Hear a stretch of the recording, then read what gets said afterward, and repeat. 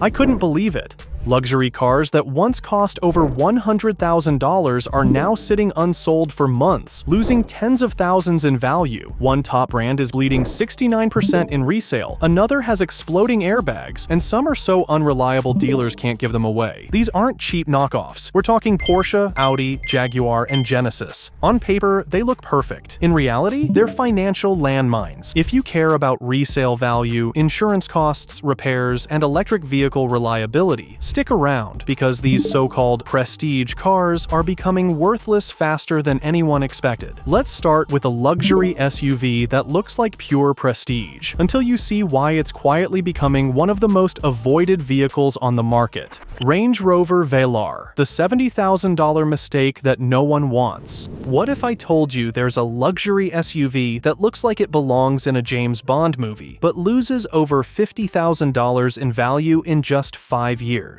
That's the Range Rover Velar, and right now, it's one of the slowest selling premium vehicles in America. Dealers are stuck with them for an average of 185 days. That's 6 months of just sitting unsold. And the reason is crystal clear. It's beautiful on the outside, but a nightmare to own. You're looking at $18,000 in repair and maintenance costs over 10 years, and that's if nothing major goes wrong. But here's the kicker. There's a 51% chance it will. Owners report everything from failing touchscreens and freezing displays, to engines that stall in cold weather, and transmissions that just give up. And while Land Rover pushes software updates, the deeper mechanical problems don't go away. Then there's the resale value. After 5 years, your $70,000 Velar is worth just $25,000. That's a 65% loss, and more than enough to make any finance manager sweat. In the world of luxury SUVs, this one's all show, no substance, and smart buyers are staying far away.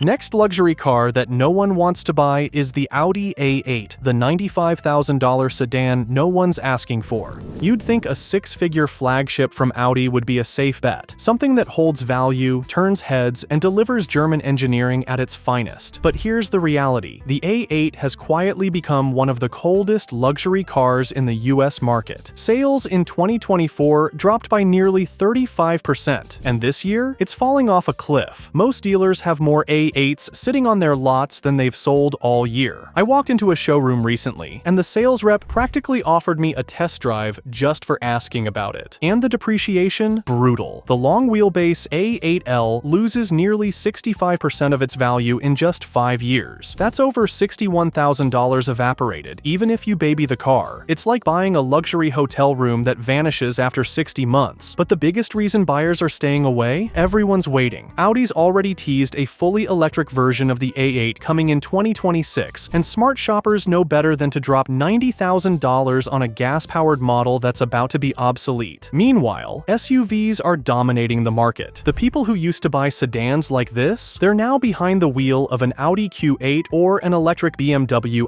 iX. The A8 just isn't keeping up. Not in tech, not in design, and definitely not in demand. It's a luxury badge on life support, and no one wants to be left holding the keys when the next-gen model rolls in and wipes out resale overnight. Next luxury car that no one wants to buy is the Porsche Taycan, the six-figure electric vehicle no one wants anymore. Imagine spending over $100,000 on a brand new Porsche, only to watch its value nosedive faster than a used Kia. That's the reality with the Porsche Taycan, one of the most hyped electric cars in history, and now one of the hardest to sell luxury vehicles on the market. At launch, it was seen as Porsche's EV masterpiece, but today, dealers are struggling to move inventory, with only 542 units sold in the US so far in 2025. That's not a sales dip, that's a collapse, and the numbers behind it are brutal. The Taycan loses 55% of its value in just 5 years. A base model that starts at $113,000 will be worth under $62,000 before it's even out of warranty. And if you splurged on the Turbo GT, that's over $235,000 down the drain, fast. But depreciation suspension isn't the only issue. Porsche has issued multiple serious recalls, including for battery fire risks, charging cable overheating, and airbags that might not deploy in a crash. That's not just inconvenient, that's dangerous. Even Porsche admits they overestimated EV demand, especially in the luxury segment, and buyers are waking up because once you factor in the sky-high insurance, limited charging infrastructure, and long-term battery uncertainty, the Taycan stops looking like a status symbol and starts looking like a liability. If you're spending six figures on a car, you expect it to hold its value, not become a cautionary tale. But with the Taycan, that's exactly what's happening. Next luxury car that no one wants to buy is the Genesis G90, the $91,000 luxury gamble no one's taking. It looks like a Bentley, drives like a cloud, and promises full-size luxury at a discount. But the truth is, the Genesis G90 has quietly become one of the biggest luxury flops on the market today. Right now, this flagship sedan is sitting on dealer lots for over 180 days, with more than 3 times as many unsold units as sold ones. That's not a shortage, that's a clear sign buyers are walking away. And when you see the numbers, it's no mystery why. The G90 loses a staggering $55,000 in value over just 5 years. That's more than half the car's MSRP, gone regardless of mileage or condition. But depreciation isn't the only red flag. This car is tied to multiple serious recalls, including oil leaks that can cause engine fires and even seatbelts that explode on impact, sending metal fragments through the cabin. It's hard to feel safe, let alone luxurious, knowing that. Then there's the ownership cost. Between insurance, maintenance, repairs, and interest, the G90 racks up over $14,600 in expenses, and that's before anything goes wrong. And if something does, good luck finding a service center. Genesis still has a sparse dealer network, making routine fixes a logistical nightmare. CarEdge gave it a brutal D rating for resale, and owners are learning the hard way that new luxury without brand trust can turn into a financial sinkhole fast. So while the G90 might look tempting, those showroom savings come with a catch. No one wants it when it's used, and you'll pay dearly for that mistake. Next luxury car that no one wants to buy is the Maserati Gibli, the $85,000 mistake that dealers can't give away. I almost made the mistake of buying one. Italian badge, exotic styling, twin-turbo power. The Maserati Gibli checks every emotional box until you see what happens after you sign the paperwork. This car, which starts at $85,000, has become one of the worst resale disasters in the luxury world. According to IC Cars, the Gibli loses 69% of its value in 5 years. That's right, by the time it's paid off, it's worth barely $26,000. That's not depreciation, that's financial freefall. And the reason goes beyond numbers. Reliability? Almost non-existent. Owners have dealt with failing infotainment systems, brake problems, engine misfires, and suspension noise that sounds more used Honda than Italian Grand Tourer. And when something breaks, good luck. Parts are hard to find, service centers are scarce, and the cost of repairs is no joke. Even dealers are waving the white flag. Gibli inventory is stacking up on lots, and sales are tanking both in the US and worldwide. Many dealers now offer steep discounts or lease bailouts just to get them off the books. A clear sign nobody wants these anymore. Yes, it looks exotic. But in today's market, where buyers care about reliability, ownership costs, and resale value, the Gibli is nothing more than a pretty money trap with no parachute. Next luxury car that no one wants to buy is the Infiniti QX80, the $90,000 SUV that time and buyers forgot. I was offered $28,000 for an $85,000 QX80, and the dealer didn't even flinch. That's when it hit me. This so-called luxury SUV isn't just outdated, it's toxic for resale. The Infiniti QX80 may scream presence on the outside, but under the hood, it's running on a 12-year-old platform, a dated 7-speed transmission, and interior tech that stuck in 2012, and yet they're still asking nearly $90,000 for it. According to IC Cars, the QX80 now loses over 63% of its value in just 5 years. That's a $56,000 loss, even if the car is perfectly maintained. Worse, sales are down 30% in 2025, and dealers can't move the inventory. Longtime Infiniti fans are walking away, and the brand's lack of any serious EV strategy is leaving it in the dust. Meanwhile, owners report air suspension failures, electrical issues, and outdated safety systems that make it hard to justify the rising insurance insurance premiums, and fuel costs. The QX80 might look like a luxury heavyweight, but in today's market, it's a shrinking asset with a shrinking audience. And that's why it's one of the luxury SUVs no one wants to buy, and everyone regrets owning.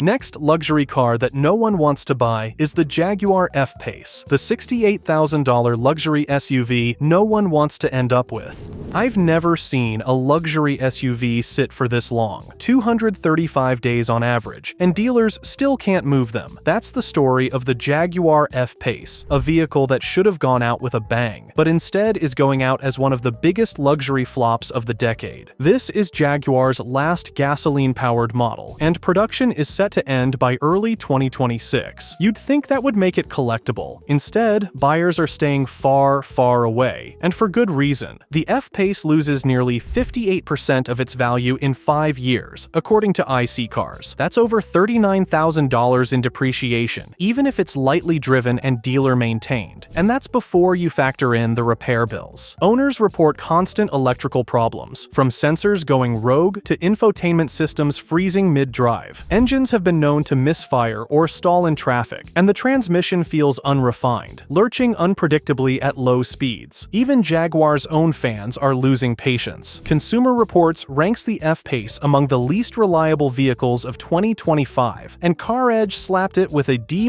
rating for resale value. When two of the most trusted names in automotive research agree, something's seriously wrong. So while the FPace might look stylish and exclusive, the reality is brutal. Buyers aren't just skipping it, they're actively avoiding it. And as Jaguar tries to reinvent itself with EVs, this model is quietly becoming the brand's most unwanted farewell gift. And the last luxury car on our list that no one wants to buy is the BMW 7 Series, the $100,000 sedan that dealers can't move. I once thought the BMW 7 Series was the pinnacle of German engineering, until I watched one lose nearly $70,000 in value in under 5 years. That's when I realized this luxury icon has quietly become a financial disaster. A brand new 740i or 760i can easily top 6 figures, but try selling one after a few years, and you'll be lucky to get a third of what you paid. According to IC Cars, the 7 Series now suffers from 61.8% depreciation over 5 years, making it one of the worst performing luxury sedans in the resale market. And depreciation is only the beginning. Owning one of these after the warranty runs out is like playing Russian roulette with your bank account. I've seen air suspensions fail, infotainment systems glitch, and coolant lines leak, all on cars with fewer than 60,000 miles. Repairs are often 4 figures, and dealers aren't shy about charging you premium labor rates for even basic service. Even worse, buyers are walking away. More people are opting for SUVs or electric alternatives, and that's left 7 Series models sitting unsold on dealer lots. In some cities, they're practically being given away as lease returns or deep discount used inventory. The demand simply isn't there. The 7 Series may still wear the BMW badge, but the market has spoken. When it comes to long-term value and ownership peace of mind, this flagship has quietly become one of the least desirable luxury cars on the road today. Luxury doesn't always age well, and these cars prove it. From 6-figure sedans that lose over 60% of their value to SUVs plagued by reliability issues, today's market is filled with vehicles that look high-end but perform like liabilities. We've seen models from top brands with exploding seatbelts, battery recalls, outdated tech, and repair bills that rival used car prices. And when it's time to sell, dealers won't even touch some of them without a steep discount. So, if you're shopping luxury, don't just chase the badge. Look at resale data, reliability scores, maintenance costs, and how long these vehicles sit unsold. Because in 2025, a great deal today can become a financial nightmare tomorrow. And if you want to see the other side of the story, the vehicles that actually hold their value, drive like new for years, and make owners smile instead of stress, check out our last video, 7 SUVs, so reliable you'll never regret buying them. It might just save you thousands.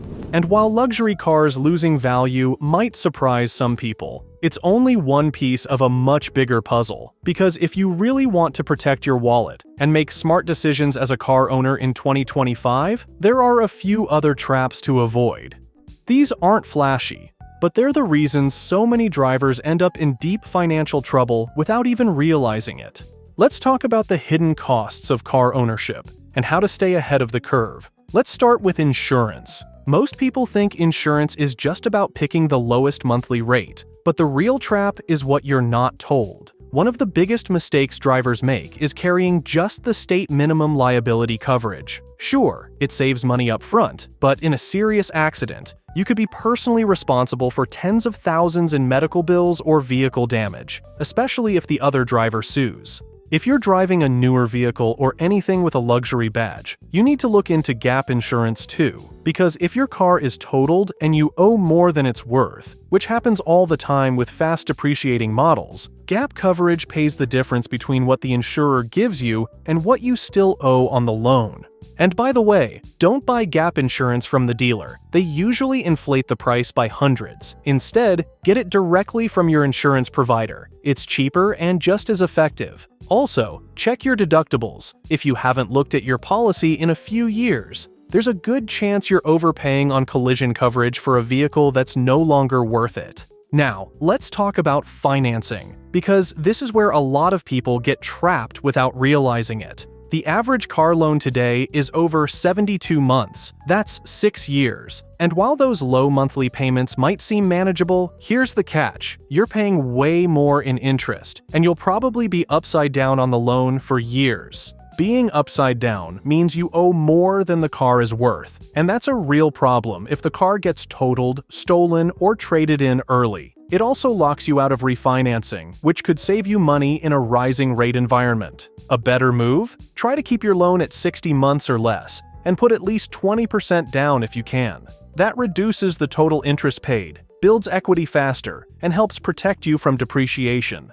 And if your credit score is below 700, shop around before you go to the dealership. Pre-qualify through your bank or a credit union first. Dealerships often make a profit by marking up your interest rate. They might get you approved at 6%, but quote, you 8%, and keep the difference. That markup can cost you thousands over the life of the loan.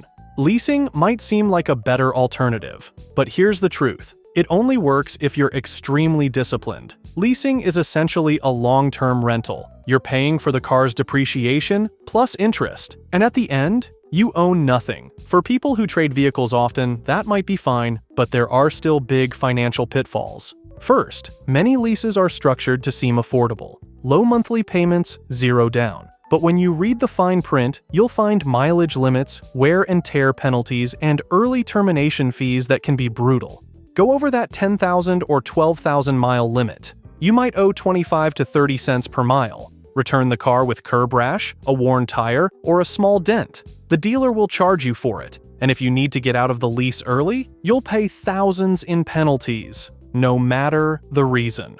And here's the worst part. Dealers often roll lease balances into new loans, meaning people end up financing negative equity they didn't even realize they had. It's how you go from driving a $45,000 car to owing $63,000 without ever missing a payment.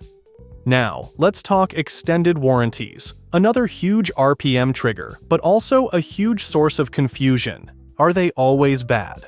No, but most of the time, third-party warranties sold at dealerships are overpriced and underperforming. These companies often promise bumper-to-bumper coverage, but when you file a claim, the fine print kicks in. Pre-approval required, deductibles per repair visit, and long delays in payment or denied coverage for wear and tear. If you're going to buy an extended warranty, stick with the manufacturer's own program, like Toyota Platinum or Honda Care, or research highly rated third-party providers like Endurance or CarShield. But read real customer reviews, not just what the salesperson hands you.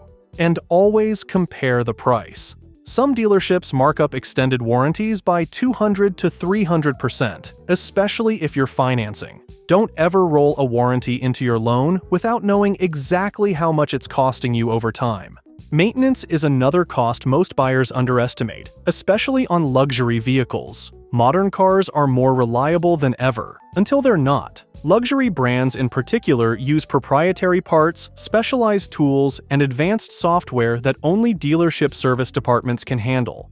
Take something as simple as a brake job on a BMW or Audi. It might cost you $600 at an independent shop, but $1,500 at the dealer because they require brand-specific components and resets. Hybrid and electric vehicles bring a different set of concerns. While they often require less routine maintenance, if something fails outside warranty, like an inverter or battery management system, you could be facing a $3,000 to $8,000 repair. Even basic items like tires and wiper blades for EVs can cost more because of size and software calibration. It's also why certified pre-owned can be a smart option, especially from brands like Lexus, Acura, or Toyota, where you get extended factory coverage and lower risk of surprise costs in the first few years. Lastly, depreciation, the hidden cost that kills more budgets than most people realize. A lot of buyers get obsessed with monthly payment, but forget to ask what the car will be worth 3 years from now. Some luxury vehicles lose 50 to 65% of their value in just 5 years. Even popular models like the Porsche Taycan, BMW 7 Series, and Maserati Gibli are now resale disasters. If you finance for 6 to 7 years and try to sell or trade in early, you could owe more than it's worth, and dealerships will roll that loss into your next loan, putting you deeper in the hole. That's why cars like the Toyota RAV4 Hybrid, Lexus RX, Honda CR-V, and Mazda CX-5 continue to dominate the resale market. They're not flashy, but they hold value, cost less to insure, and rarely blindside you with big-ticket repairs. Bottom line, car ownership in 2025 isn't just about picking the right model. It's about knowing the numbers before you sign anything. Insurance, financing, warranties, depreciation, because that's where most people lose thousands without realizing it. Stay sharp. Ask the right questions, and remember, the car that seems like a good deal today could be the one that destroys your budget.